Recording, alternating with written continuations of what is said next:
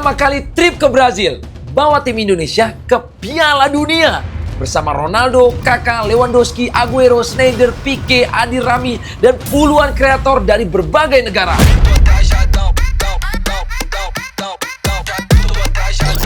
I love you Indonesia.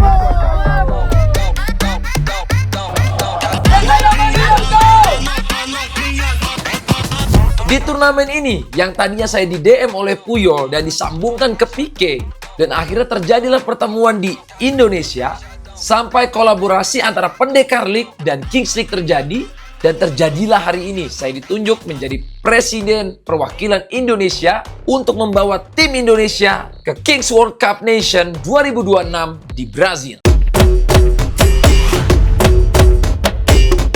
Sebenarnya ini tuh bukan liburan. Menurutku ini adalah perjalanan membawa merah putih ke kancah dunia. Indonesia!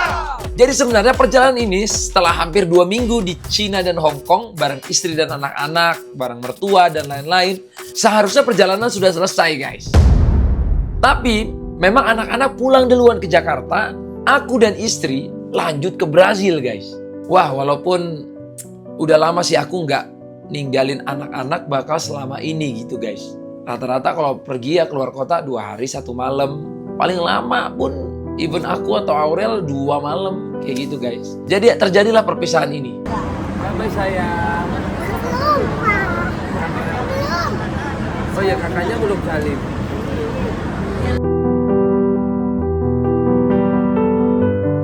Harunya memang ada banget, guys. Aku tuh lemah banget kalau sama anakku sendiri.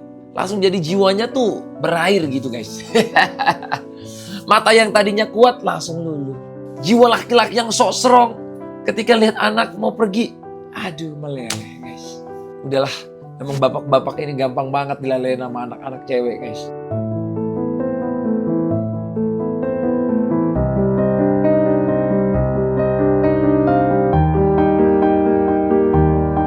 Memang namanya laki-laki, kita tuh terbuat untuk bertanggung jawab dan mencari rezeki, guys. Semoga kita ada rezekinya di Brazil untuk membawa Indonesia setinggi-tingginya. Karena memang rezeki itu bukan hanya uang, guys. Bisa jadi pertemanan, koneksi, itu rezeki. Dengan Indonesia bisa berkancah di kompetisi dunia, menurutku itu juga suatu rezeki yang luar biasa menurut aku. Jadi perjalanan udara kami ini hampir 30 jam, guys. Setelah dari Hong Kong ke Jakarta itu 5 jam, kami tuker-tukeran barang, tukeran koper doang, langsung berangkat ke Qatar, guys. Dari Jakarta ke Qatar itu 8 jam. Karena perjalanan menuju Brazil harus ada transitnya dulu. Dan pas banget kita di Qatar numpang sholat dulu. Habis itu kita lanjut ke Brazil 15 jam. Semangat ya, sayang. Mantap. Mau makan dulu? Enggak mau. Mau tidur? Mau tidur aja nanti aku minum dulu. Nangkep banget, guys. Tapi capeknya bisa nggak berasa, guys. Kalau goals kita saat sampai ke Brazil itu mau ngapain, itu langsung semangatnya naik, capeknya nggak ada terasa, guys. Nggak apa-apa, hampir 30 jam di atas pesawat, guys. Sore hari waktu Sao Paulo kita mendarat. Welcome to Sao Paulo.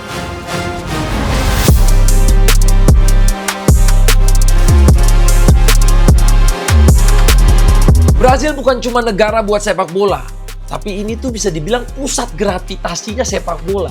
Selain mereka ini bisa dibilang pemegang 5 kali juara dunia, jadi bisa dibilang ini terbanyak. Kalau di klub kan Real Madrid ya, 15 UCL. Kalau di negara Brazil ini, guys, 5 piala dunia.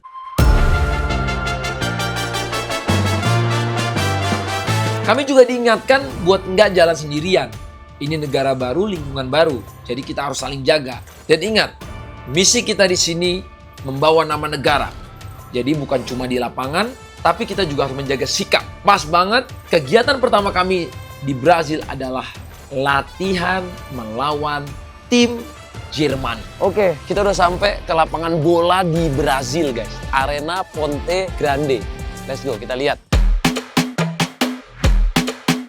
Baru latihan pertama udah lawan salah satu tim kuat, guys.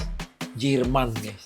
Kalau di bola itu aku pengen banget sih timnas Indonesia lawan Jerman. At least di 11-11 belum ketemu, di 7-7 nih kita udah ketemu nih. Kita sepaling lawan Jerman nih. dia bisa dibilang ini anak-anak asuhnya Toni Kroos, Thomas Muller, Philipp Lahm, dan lain-lain guys. Gokil, badannya gede-gede, permainannya rapi, taktis. Bahkan bisa dibilang nih badannya satu badannya mereka, dua badannya kita kayaknya.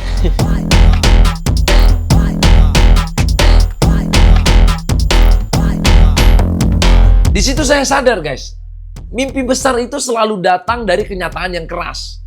Tapi mimpi Indonesia gak boleh berhenti karena ukuran badan guys. Aku yakin badan yang besar bisa diimbangi dengan mimpi dan kemauan yang besar.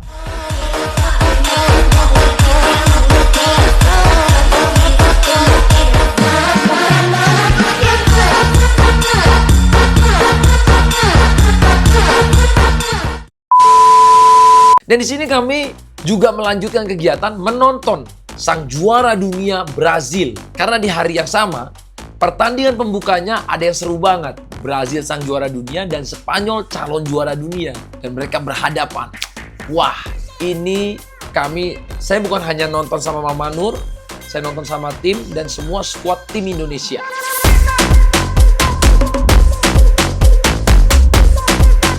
Nanti buat Spanyol. Karena Brazil ngegolinnya pas 2 lawan 2 jadi lebih gampang. Karena terjadi gol udah 7 lawan 7 susah dia penalti.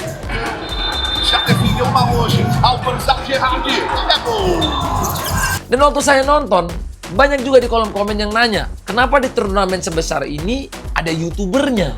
Kenapa bukan atlet? Karena memang turnamen ini konsepnya unik. Kebanyakan turnamen-turnamen mini soccer itu menyatukan sepak bola dan juga entertainment. Jadi kebanyakan di setiap tim ada atletnya, ada entertainmentnya. Entah itu YouTuber, TikToker, selebgram, ataupun streamer.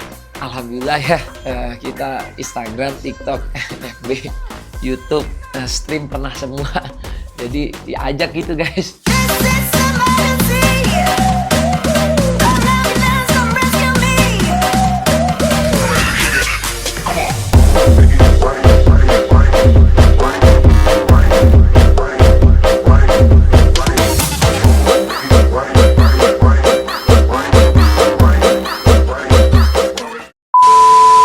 Tapi intinya satu guys, tugas kita di sini adalah membawa negara kita merah putih ke perhatian dunia. Dan saya sangat bangga kalau Indonesia bisa ada di sini. Bahkan bisa dibilang di negara ASEAN, cuman kita aja guys yang ada di sini. Aku nggak lihat ada Malaysia, aku nggak lihat ada Thailand, Vietnam, Kamboja, nggak ada guys. Jadi ini suatu hal yang menurutku harus kita maksimalkan. Siapa kita? Indonesia! Kita semua siap? Siap! Siapa kita? Indonesia! Siapa kita? Indonesia!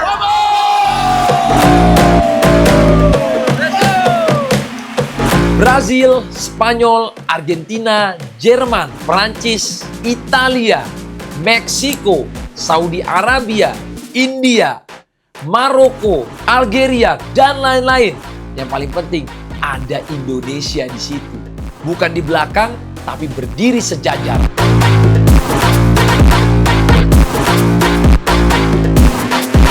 Dan ada yang nanya juga, Bang ini pemilihannya gimana? Ini kru-kru kantor Bang Atta semua ya?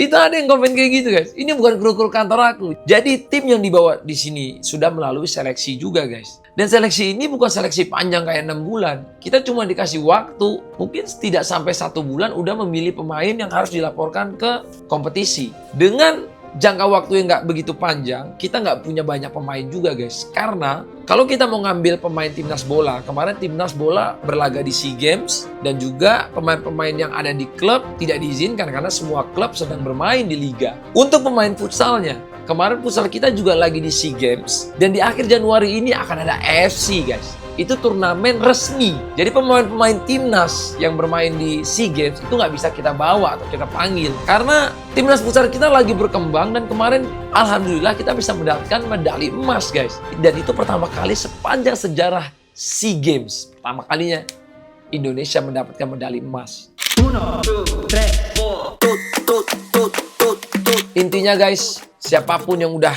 ada di sini, mereka sudah meluangkan waktu mereka. Mereka sudah punya kemauan yang tinggi untuk membela merah putih. Dan mereka sudah latihan untuk memberikan yang terbaik. Dan kita harus mengapresiasi. Dan tibalah Ini dia momen dakdikdukser. Let's go, let's go. Today is the day. Debut Indonesia di Piala Dunia 7vs7 KWCN Brazil 2026. Gokil guys, ini deg-degan banget. Udah mau mulai guys, oh my god. Besar banget, bismillah, Indonesia menang. Indonesia menang, Indonesia menang, bismillah, Indonesia menang. Dan tiba-tiba pemain lawan kipernya kartu merah guys karena menangkap bola di luar kotak penalti. Let's go! Wah, di situ aku pikir inilah momennya guys.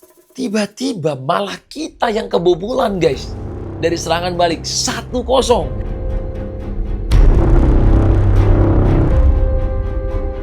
Wah, ayo balas, bangkit. Ini kayaknya ada kesalahan teknis aja. Kita mulai menyerang, tiba-tiba serangan balik lagi. 2-0.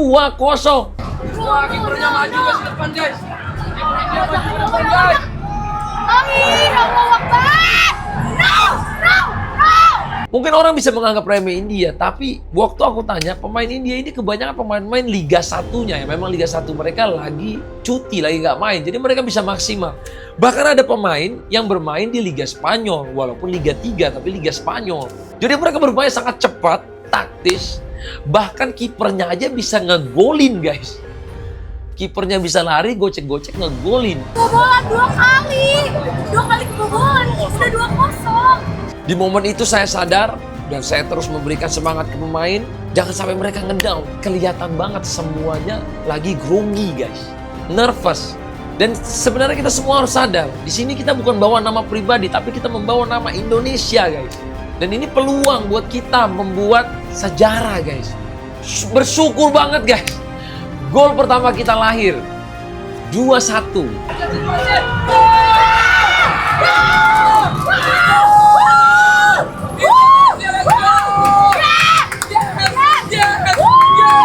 Dilanjutkan dengan 2-2.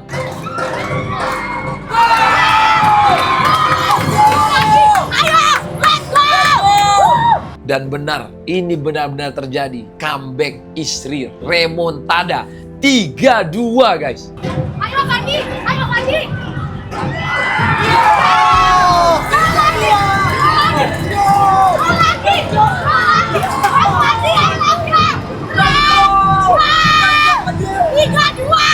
Wah, di situ kita udah seneng banget, loncat-loncat. Saya, Mama Nur, dan kita juga ngajak Catmo untuk ikut stream. Dan semua penonton yang hadir, bahkan ada orang-orang Indonesia yang tinggal di sini guys. Mereka datang untuk mensupport tim Indonesia.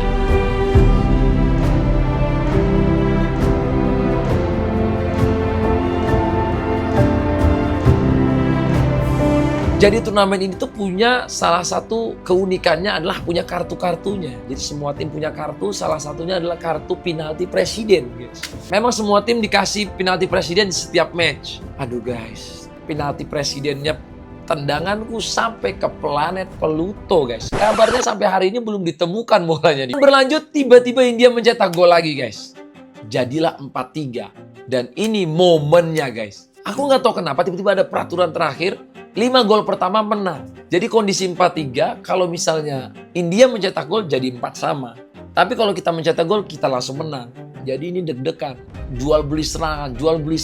Tiba-tiba Yamani Reza mendapatkan peluang terakhir di sisi kiri gawang. Step over dan menendang pakai kaki kiri dan masuk ke gawang. Game over.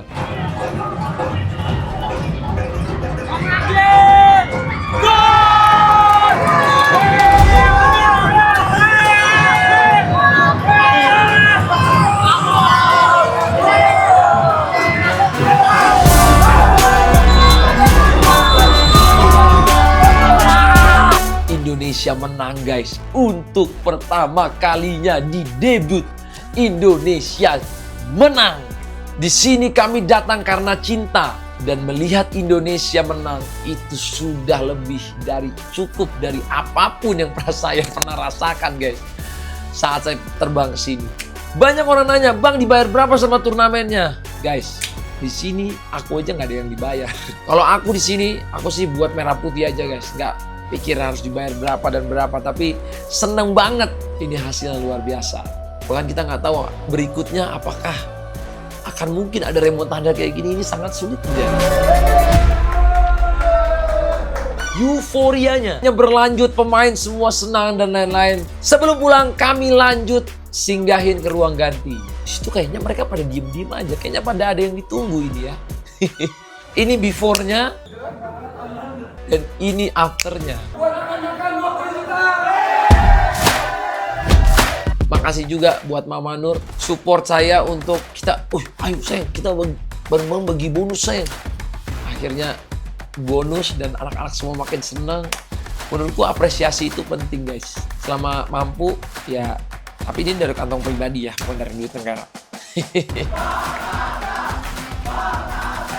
Kami baru ada match lagi di tanggal 9 dan tanggal 10 guys. Jadi ini cukup lama. Dan kami menyempatkan waktu-waktu itu untuk latihan bersama tim. Dan juga kami explore Brazil guys. Kita coba makan makanan lokal.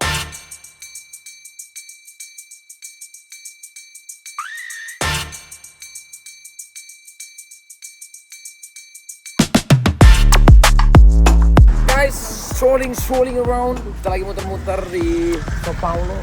Dan di sini buat beli baju tidur aja butuh waktu 1,5 jam ya guys. Enggak 1 jam setengah, kalian bohong. Cuma beli baju tidur tuh sampai setengah jam karena di sini tuh susah banget orang yang bisa bahasa Inggris. Kita mau cobain ini cemilan Khas ini, namanya khas Brazil. Namanya adalah, aku tadi semua ngomongnya kayak aduh susah lah pokoknya. Kayak Vinicius. Obrigado, Falcao, Vinicius Junior. Bismillah.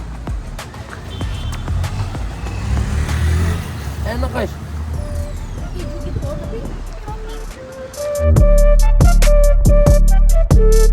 Nah selanjutnya, kita itu kalau ke Brazil, rugi banget kalau kita tidak mempelajari tentang sepak bolanya. Karena bisa dibilang disinilah sumbunya sepak bola. Jadi kami mainlah ke salah satu museum sepak bola terbesar dan yang terkenal di dunia.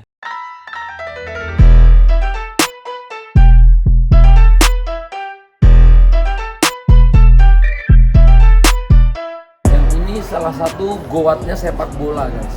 King Maradona. Jadi goat di bola itu kan sebelum eranya Ronaldo, Messi, ada Maradona dan Pelé. Ini dia nih.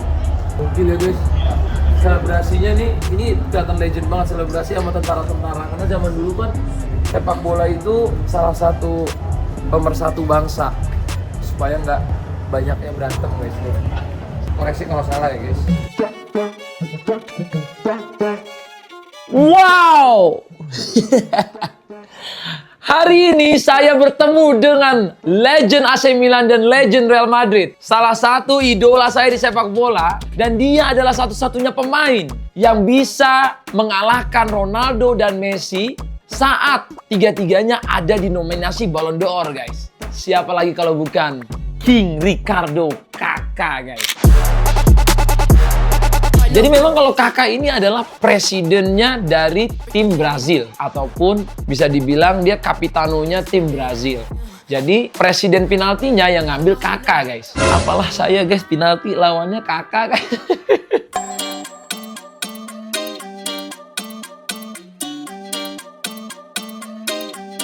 Dan setelah itu, yang bikin kaget lagi, tiba-tiba saya melihat nih dari stadion seorang raja yang pantas banget menjadi raja, tapi tidak ada tahtanya.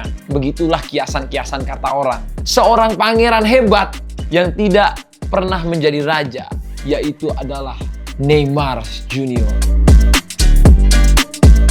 Dan gak nyangka banget guys, aku bisa foto sama Neymar. Walaupun aku nggak sempet banyak ngevlog karena di situ dia lagi streaming guys. Jadi Neymar itu streaming, jadi satset. Tapi ini kesempatan luar biasa. Mungkin ini awal batu loncatan Indonesia bisa dilihat juga sama dunia. Neymar, Kaká dan lain-lain. Siapa tahu nanti Neymar akan ke Indonesia guys. Let's go Neymar. Jadi kita di sini lagi nonton bareng Neymar. Semua streamer yang ada di Brazil, youtuber dari belahan dunia, dari ujung ke ujung guys. Di samping kita persis banget ini ruangannya Neymar. Dan tadi kita sambil seru banget lihatnya. Seru banget, Brazil dari seru banget. Kalah sampai detik terakhir. terakhir jadi 7-6 guys. Guys, kalau kulihat-lihat ya, Mama Nur ini biasanya dia nggak mau nonton bola. Di sini tuh dia happy banget guys. Nonton bola suka, setiap makan ke restoran suka. Kalau di restoran itu kan kita ada yang di atas nih, yang buat presidennya gitu. Dia pengennya di bawah nih berbaur. Karena aku lihat-lihat, di sini cowoknya ganteng-ganteng banget guys. Memang ini suatu hiburan ya kayaknya buat Mama Nur di sini ya. Karena di sini tuh kita bisa ngelihat orang Algeria, Arab Saudi, Maroko, Jerman, Brazil, Latin, Argentina, Prancis, Jerman. Satu hotel nih kita semua guys. Itu pemain bola semua kan? Masya Allah. Tuh kan guys. Lah, cuman ngomong Masya Allah dong. Coba nih Aku aku ya di posisi itu misalnya ada cewek-cewek, ya Allah di bawah cewek-ceweknya Masya Allah. Langsung jangan. Terima kasih untuk semua teman-teman di Indonesia yang udah support di berbagai sosial media, di TikTok, di Instagram, di YouTube, di streaming, di Facebook, semuanya terima kasih banyak. Apapun yang terjadi, mohon dukungannya untuk anak-anak yang sudah berjuang, siapapun yang sudah berjuang, pelatih, manajemen, semua yang udah support, dan para pemain yang luar biasa sudah berjuang di lapangan. Apapun hasilnya, semoga kita bisa mendukung terus apapun hasilnya ke depannya. Terima kasih semuanya. Sampai jumpa lagi bersama saya Atta Halilintar di channel terkece, tersuper, terkeren, terhits di dunia. Sampai jumpa. Assalamualaikum. Peace.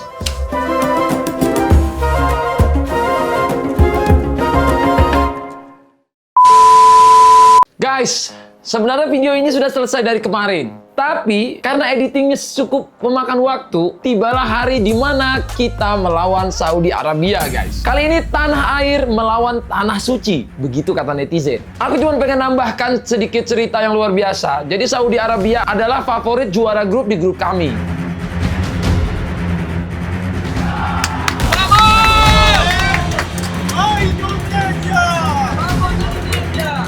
Salah satu tim terkuat di grup kami, Meksiko, yang kemarin membantai India dengan skor 18-2. Itu aja kalah guys sama Saudi Arabia. Grup ini semakin panas guys. Di pertandingan melawan Saudi Arabia kami sedikit tegang nih guys.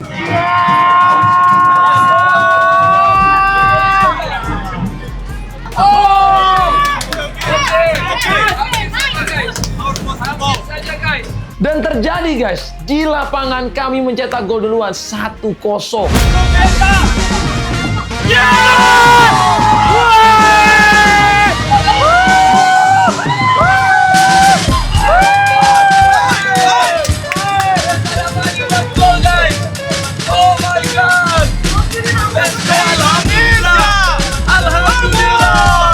Dan pertandingan berjalan begitu sengit sampai akhirnya beberapa keputusan kontroversi dari wasit dan Saudi mendapatkan shoot out guys. Shoot out itu alias kayak penalti tapi dia dribble dari kick off. Dan di situ memang keputusan yang cukup buat kami kecewa, tapi itu tidak menjatuhkan mental tim Indonesia guys.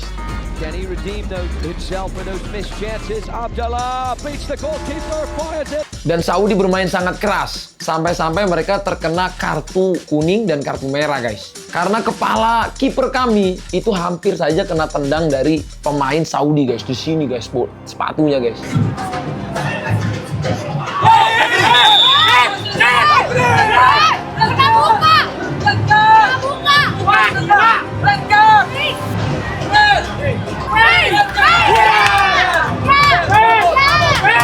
Dan pertandingan berjalan begitu tegang guys. Sampai akhirnya tibalah presiden penalti yang paling deg-degan guys. Dan akhirnya kami mencetak gol. Selanjutnya assist dari Fatur dan diselesaikan oleh Dillon. Run down the right, cut back pass! Dan Saudi juga nggak mau kalah guys. Mereka ngeluarin penalti yang lebih ngeri lagi. Penalti guys. Jadi mereka itu dapat ada presiden penalti, plus mereka dapat lagi penalti. Jadi mereka 2 kali penalti dan jadilah 3-3. Deg-degan sampai menit akhir, skor tetap 3-3 dan shoot out guys.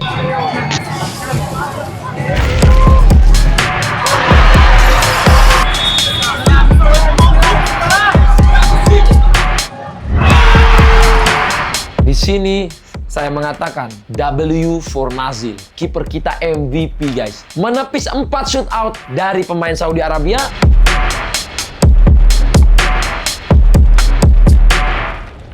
Dan alhamdulillah, dua pemain kita, Abdul Aziz, pemain Persib Bandung, dan juga ex-pemain Pendekar United, Fandi Permana guys, mencetak gol penentu dari shootout.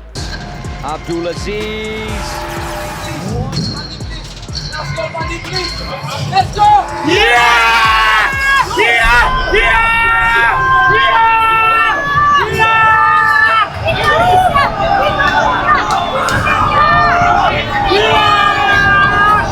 Wah, saya sampai berkaca-kaca guys. Senangnya minta ampun, kita bisa mengalahkan Arab yang diunggulkan di grup ini.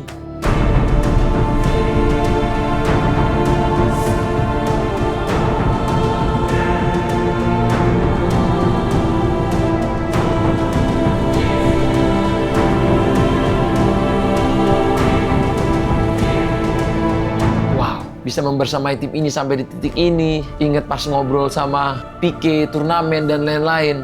Menjalankan Pendekar League, mengeluarkan dana miliaran. Yang bahkan gila-gilaan guys, belum ada sponsor dan lain-lain. Waktu itu kita harus bikin ini. Biar kita mendapatkan bakat-bakat ini dan bisa biar sekalian scouting pemain juga. Is it happen guys? Makasih guys. Air mata ini guys, ini air mata untuk Indonesia guys. Gue seneng banget ya Allah. Sudah tertakar, tidak akan tertukar. Jadi apapun uang, tenaga yang keluar dari kemarin sampai hari ini, Tuhan memberikan jawaban. Dan di lapangan tim Indonesia memberikan jawaban dan harapan dan kebanggaan